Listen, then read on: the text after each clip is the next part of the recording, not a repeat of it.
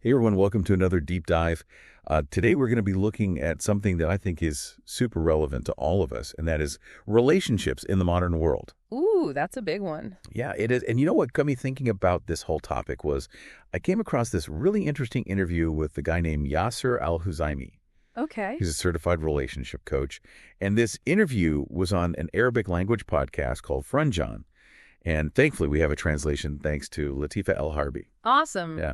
So a huge shout out to her for that. Absolutely.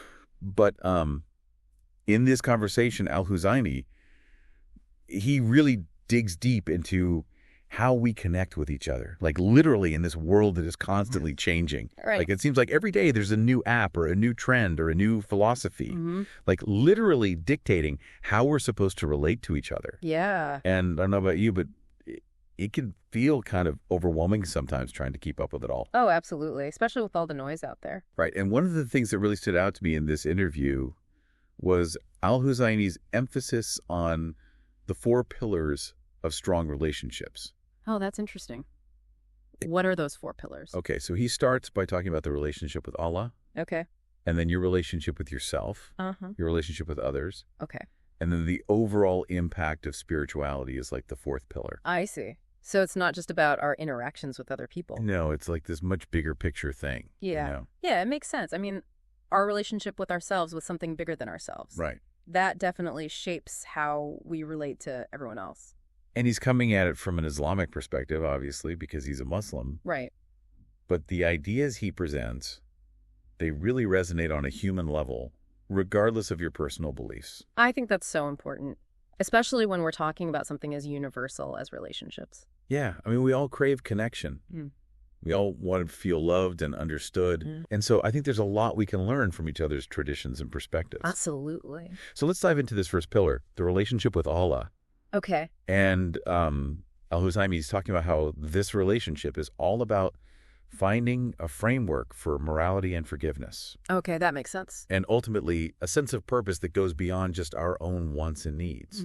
So it's like having this guiding principle Yeah. that helps us to navigate the complexities of life and relationships. So having a moral compass. Exactly. And it gives us a sense of accountability, too. Right. It's not just about doing whatever feels good in the moment. Right. It's about considering the bigger picture, the long-term consequences of our actions. Exactly. So it's like this really strong foundation for making ethical decisions and for building relationships that are based on something deeper than just fleeting desires or self-interest. That's powerful.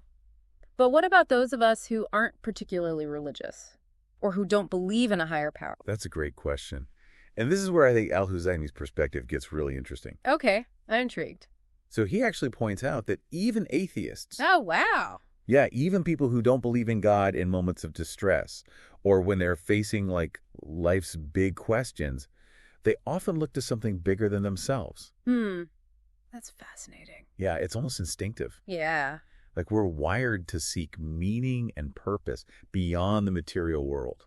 It's like that innate human desire to understand our place in the universe. Right. To find something that gives us a sense of belonging and significance. And it makes you think about the rise of things like meditation and yoga, even in increasingly secular societies. Yeah, it's like we're still searching for that connection. Right. Something greater. Something transcendent. Whether we call it God or the universe or something else entirely. Yeah. And so maybe this search for meaning, maybe it's not so much about the specific label we put on it, but more about that underlying need to connect to something that's bigger than ourselves. That makes a lot of sense. But Al-Huzaimi also talks about this other God that we often encounter in modern society. Yeah, this is where things get really interesting. Okay, I'm all ears. So he calls it the God of desire and pleasure.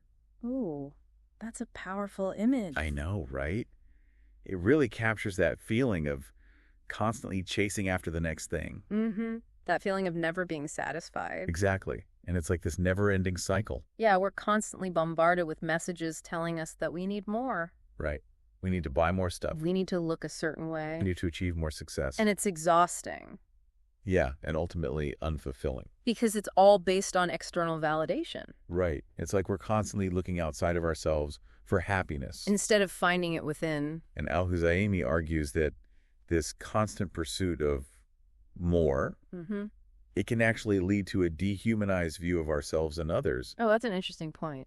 Yeah, he uses the term scientism. Science. Yeah, to describe this tendency to reduce everything, even human beings, Yeah. to quantifiable data. So it's like we're becoming numbers in a spreadsheet Yeah, instead of individuals. with unique stories and experiences. And feelings and dreams. It's like we're losing that sense of empathy. That ability to connect with others on a deeper level. Right, because how can you truly understand someone's heart if you're just looking at their stats? And this dehumanization, it's not just happening on an individual level. Right. It's happening on a societal level, too.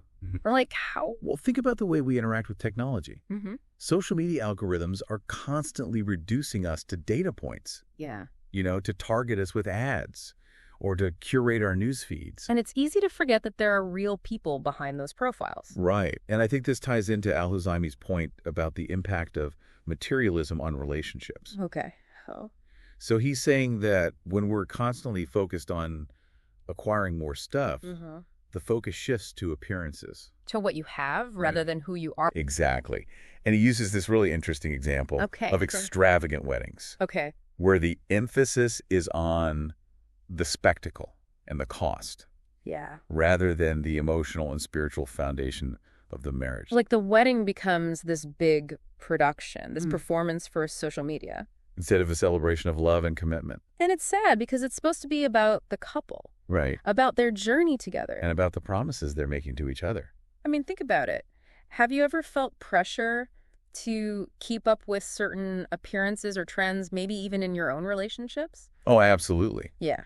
I think we've all fallen into that trap at some point. Right. It's so easy to get caught up in what everyone else is doing. Especially with social media. Right. Constantly bombarding us with these picture-perfect lives. It's like we're constantly comparing ourselves to others Yeah. and feeling like we're not good enough. Not rich enough. Right. Not attractive enough. And Not successful enough. it can really take a toll on our self-esteem. On our relationships. Because when we're feeling insecure, Mm-hmm. we're more likely to act out of jealousy or possessiveness. Or we might try to control our partners Right. to make ourselves feel more secure. And it can create this really toxic dynamic. Yeah, where trust and intimacy are eroded. Exactly. And speaking of social media, I was going to ask about that because I know Al-Huzaimi seems particularly concerned about its role in shaping our relationships. Yeah, it's a big one. Mm. And I think it's something that we all need to be more mindful of. So what specifically does he highlight as some of the potential pitfalls of social media? Well, he sees it as both a symptom and a driver of this god of desire and pleasure we were talking about. Oh, interesting. So it fuels consumerism, Yeah. creates a false sense of connection, and dilutes our sense of responsibility. That's a lot to unpack. It is. But I think it's really important that we talk about it. Absolutely. So let's start with this idea of consumerism. Okay. How does social media fuel that? Well, think about all the ads we see. All the influencers promoting products. It's like we're constantly being bombarded with messages telling us that we need to buy more stuff. To be happy. To be successful. To be loved. And it's so easy to get caught up in that cycle. Right. Especially when everyone around us seems to be doing the same thing. It's like this collective FOMO. Fear of missing out. Yeah, and it can be really hard to resist. But what about this idea of a false sense of connection? So we spend hours scrolling through our feeds, liking posts, commenting on photos, but are we actually connecting with people on a deeper level? Right. Or are we just maintaining these superficial online relationships? It's like we're constantly performing for an audience, trying to present the most polished version of ourselves. Instead of just being real and vulnerable. Which is ironic because the more we try to curate this perfect image, the more disconnected we feel. Because we're not letting people see the real us. Right. And then there's this whole issue of diluted responsibility. Okay, explain that one. So it's like social media gives us this platform to share our opinions and our beliefs. Yeah. But it's also easy to hide behind the screen. Right. To say things we might not say in person. Or to avoid having difficult conversations. Exactly. Okay. And so it can create this culture of avoidance and superficiality. Where it's harder to hold people accountable for their actions. Right. And I think the pandemic, as Al-Huzaimi points out, it only accelerated these trends. Oh, absolutely. Suddenly, so much of our interaction was pushed online. Yeah. We became even more reliant on technology for connection. But at what cost? Right. We lost some of those essential face-to-face social skills. And emotional intelligence. The ability to read body language, to pick up on subtle cues. To empathize with someone who's struggling. And there's also the erosion of privacy. Yeah. The pressure to constantly disclose personal information online. It's like we're living in a fishbowl. Yeah. Always being watched and judged. And that can make it incredibly difficult to be truly authentic and vulnerable in our relationships. Yeah, it's almost like we're always holding back a part of ourselves. Afraid of what others might think. This reminds me of something I read recently by Al-Jari. Who's that? He was a scholar from the 4th Hijri century. Okay. And he talked about how historically people treated each other based on religion and loyalty. Mm-hmm. But over time, that shifted to a more transactional approach based on fear and desire. Wow, that's a pretty sobering observation. Yeah, it is. Yeah. And it really highlights this crucial distinction between being in contact with someone and being in a relationship with them. I see. So it's not just about proximity. Right. It's about the quality of the connection. And this is especially relevant, I think, in today's world. How so? Well, think about how many people we're constantly in contact with through work, through social media, through our various social circles. Yeah, but how many of those connections are truly meaningful? Right. How many of those people do we actually feel deeply connected to? It's like we have hundreds of friends online. Yeah. But how many true friends do we have in real life? And I think this distinction is particularly important when we're talking about relationships between men and women. Oh, absolutely. Especially in today's world where men and women are constantly interacting. Right. At work, in social settings, online. Yeah. So how do we navigate attraction in these contexts? Without crossing boundaries. Right. Because it can get really tricky really fast. So Al-Huzaimi, he offers some really practical guidance here. Okay, I'm all ears. He emphasizes the importance of clear boundaries, open communication, and seeking lawful means of pursuing a relationship, if that's what both parties desire. So it's not about suppressing attraction. No. It's about channeling it in a healthy and appropriate way. Exactly. And he uses this really clever analogy to explain how relationships develop. Ooh, I love a good analogy. He talks about a bicycle. A bicycle. Yeah. So imagine you're riding a bike. Okay. And you feel that initial quiver of attraction. Okay. It's like that first push. That gets you moving. Exactly. Yeah. But to keep the relationship moving forward, yeah, you need consistency and commitment. It's like you have to keep pedaling. Right. To maintain momentum. To keep the wheels turning. Otherwise, the relationship will stall. And eventually fall over. Exactly. Yeah. And this leads perfectly into the 3 stages of relationships he outlines. Oh, interesting. What are those stages? So he talks about infatuation, realization, and decision-making. So that initial spark we feel, that's just the first stage. Yeah, and it's an important stage. Right. But it's not the whole story. Definitely not. Yeah. So what happens after the infatuation phase? That's where the real work begins. Okay. Al-Huzaimi says that a lot of relationship problems stem from getting stuck in the infatuation phase. Like we're clinging to those rose-colored glasses. Exactly. We're holding on to unrealistic expectations. And an idealized image of our partner. Which, let's be honest, almost always leads to disappointment. Right, because no one can live up to those unrealistic expectations forever. So we need to move beyond that initial infatuation and enter the realization stage. Where we start to see our partner for who they truly are. Flaws and all.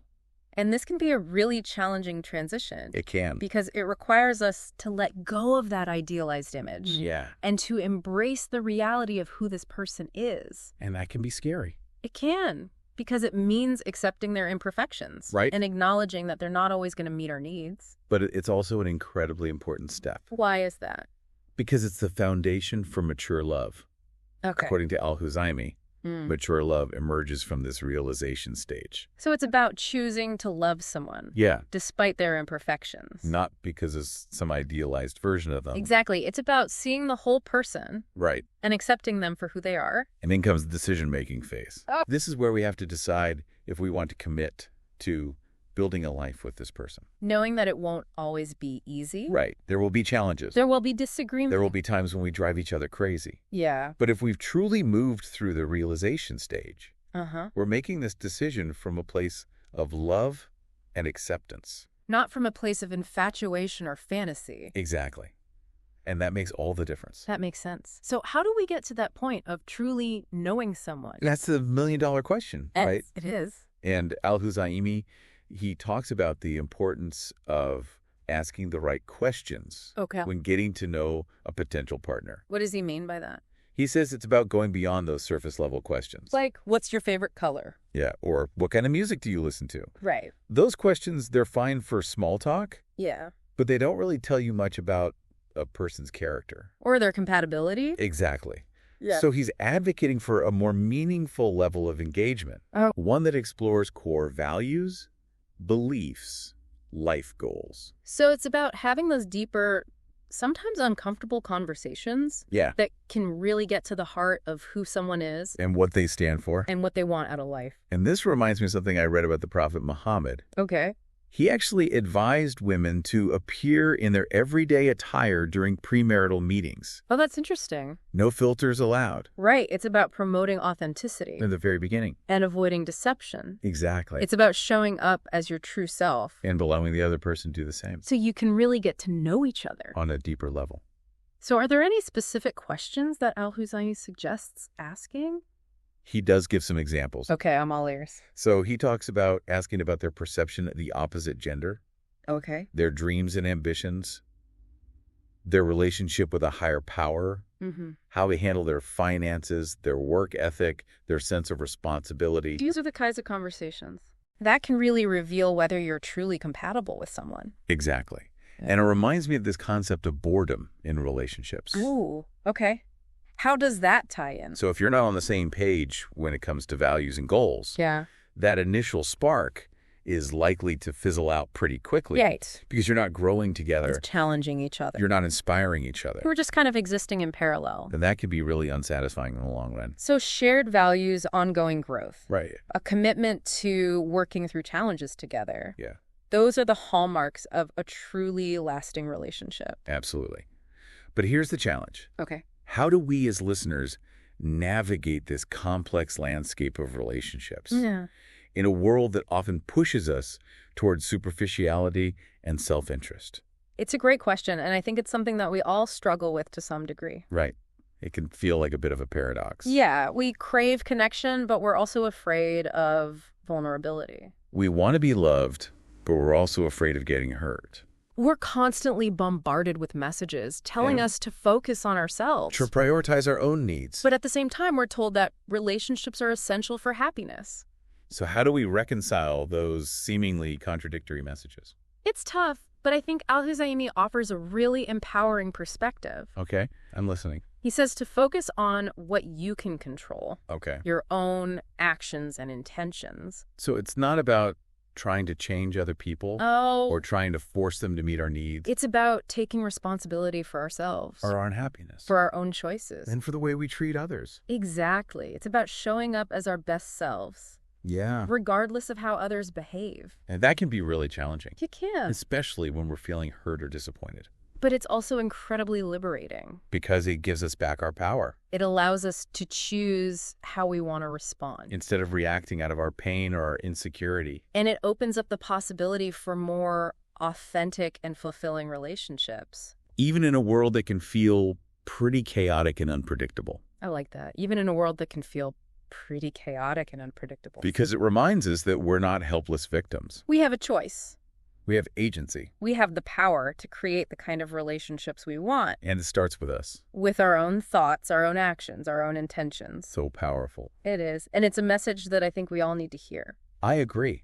And I think it's a great place to pause for now. Okay. We've covered a lot of ground in this first part of our deep dive into relationships in the modern world. We have. But there's still so much more to explore. Exactly. So be sure to join us for part 2. Where we'll delve even deeper into Al-Huzaimi's insights. And continue this fascinating conversation. About how to create more meaningful connections. In a world that's constantly changing. I can't wait. I know, right? It's not about finding the perfect partner. It's about becoming the kind of person who can attract and maintain a healthy, loving relationship. Well said. And it's about recognizing that a healthy relationship is a two-way street.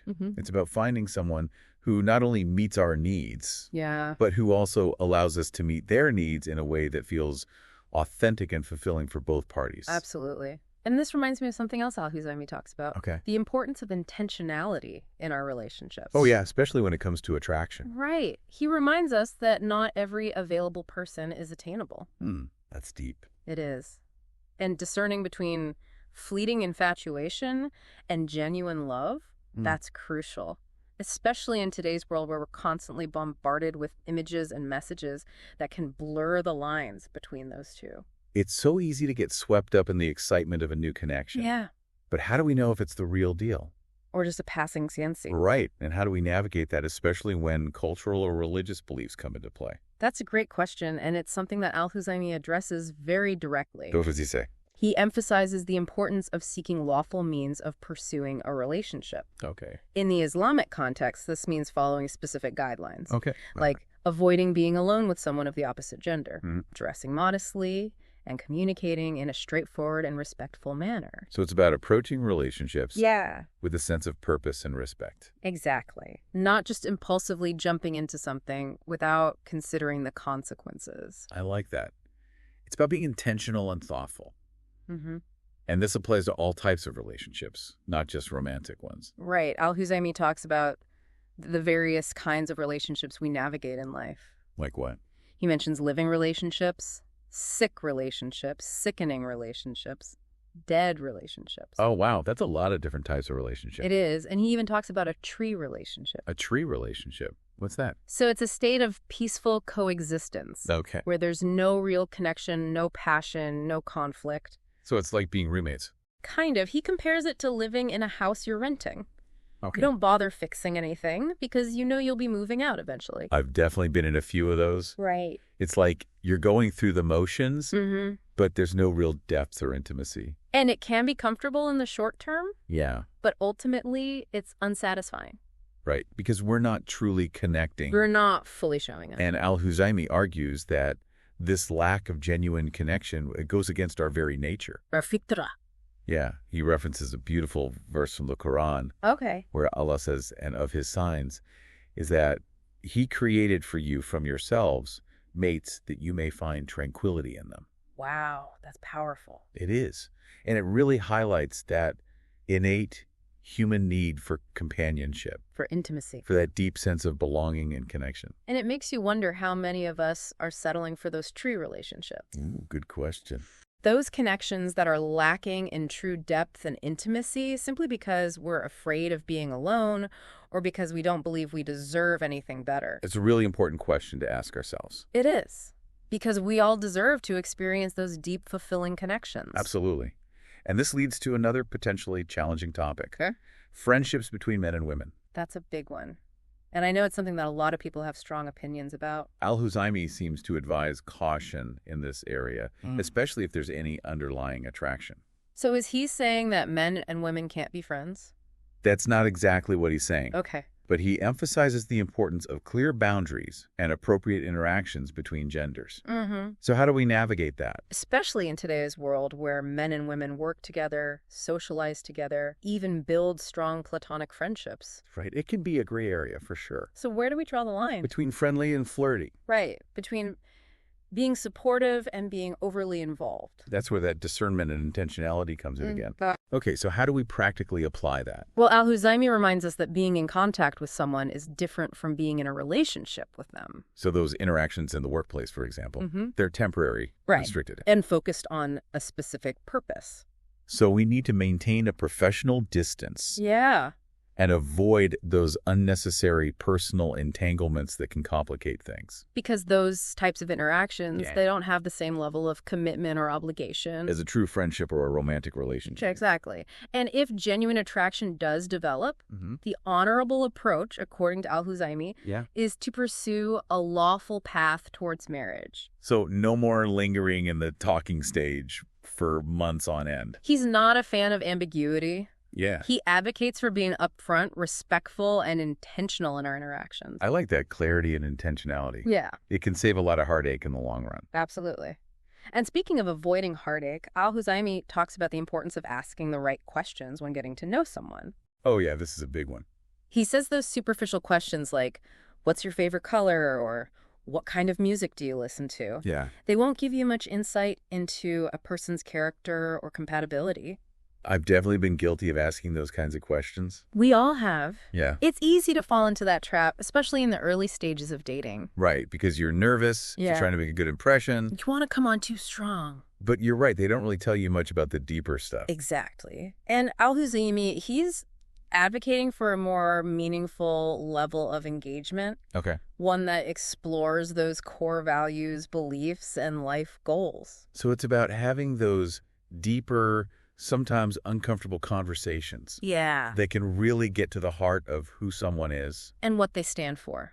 And what they want out of life. And this reminds me of something I read about the Prophet Muhammad. Okay. He actually advised women to appear in their everyday attire during premarital meetings. Oh, that's interesting. Yeah, no filters allowed. Right. It's about promoting authenticity. From the very beginning. And avoiding deception. Exactly. It's about showing up as your true self. And allowing the other person to do the same. So you can really get to know each other. On a deeper level. And make a more informed decision about whether or not you're truly compatible. Makes sense.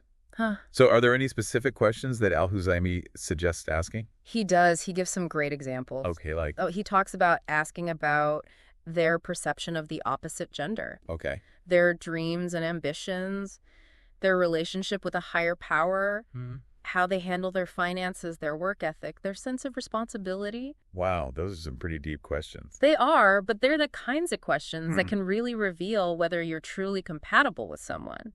Because it's not just about liking the same things. Right. Or finding each other physically attractive. It's about sharing those core values and beliefs. That will sustain the relationship through the inevitable challenges. And it reminds me of this concept of boredom in relationships.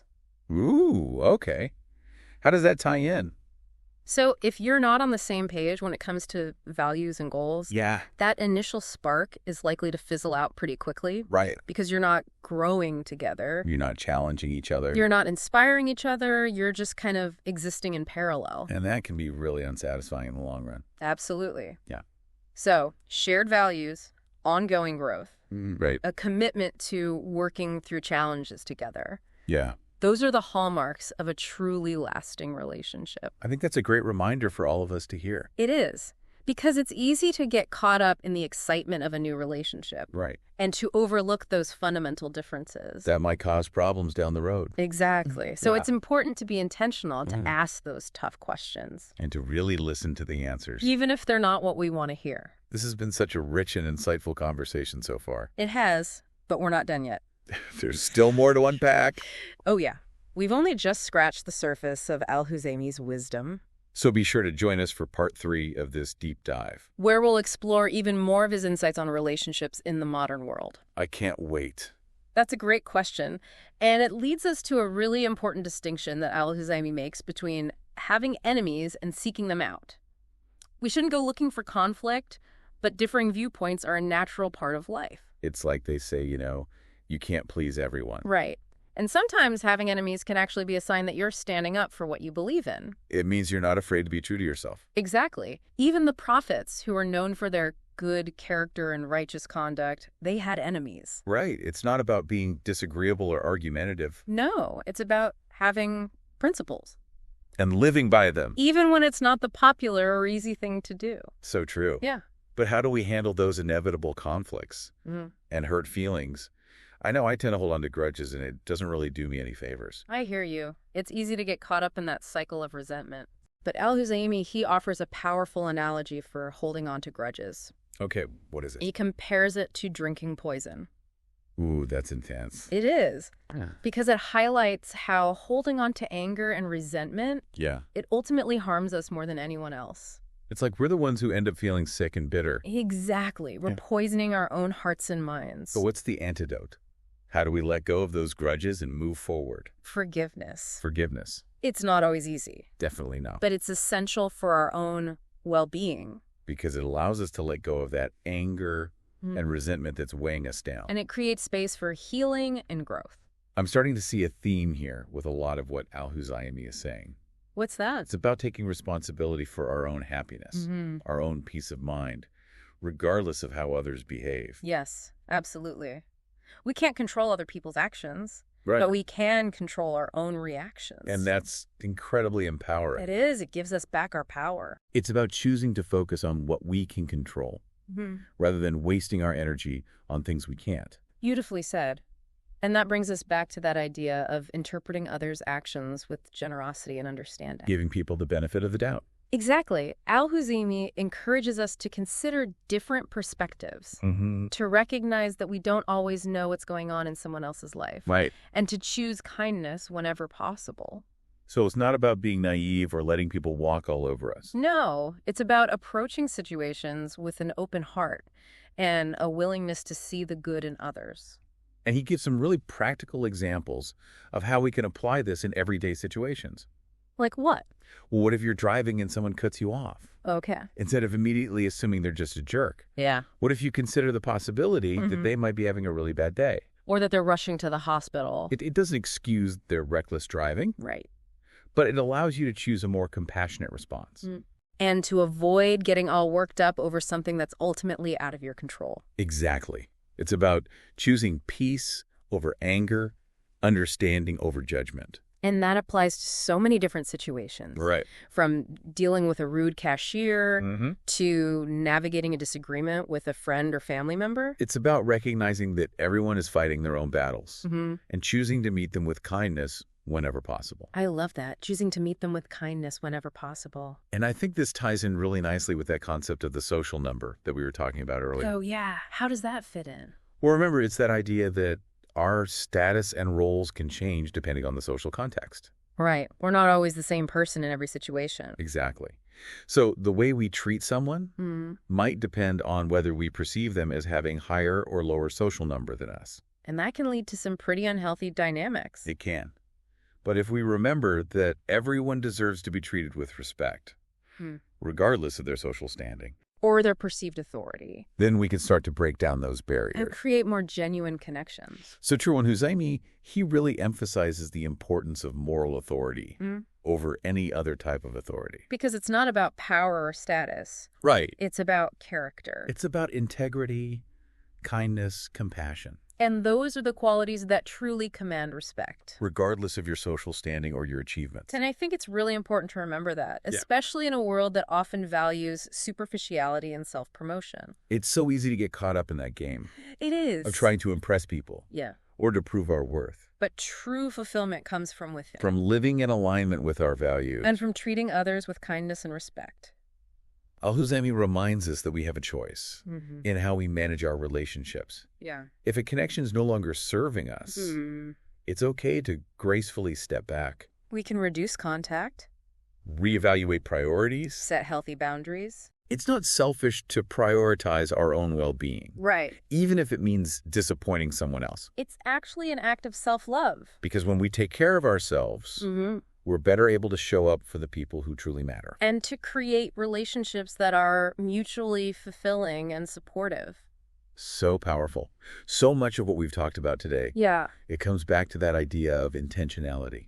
Of making conscious choices about how we want to show up in the world and in our relationships. It's about being mindful of our thoughts, our actions, our interactions. It's about asking ourselves those tough questions. Yeah. And being honest about the answers. It's about having the courage to walk away from anything that's no longer serving us. Even if it's difficult or uncomfortable. It's about taking ownership of our own happiness. And creating a life that feels authentic and aligned with our values. This deep dive has been such a rich and thought-provoking exploration of relationships in the modern world. It has. Al-Huzaimi's insights are both challenging and inspiring. And I hope they've given our listeners some valuable tools for navigating the complexities of human connection. In a world that can often feel isolating and transactional. Yeah, thank you for joining us on this journey. We hope you've enjoyed it. And that you're feeling empowered to create more fulfilling relationships in your own life. Until next time, keep diving deep.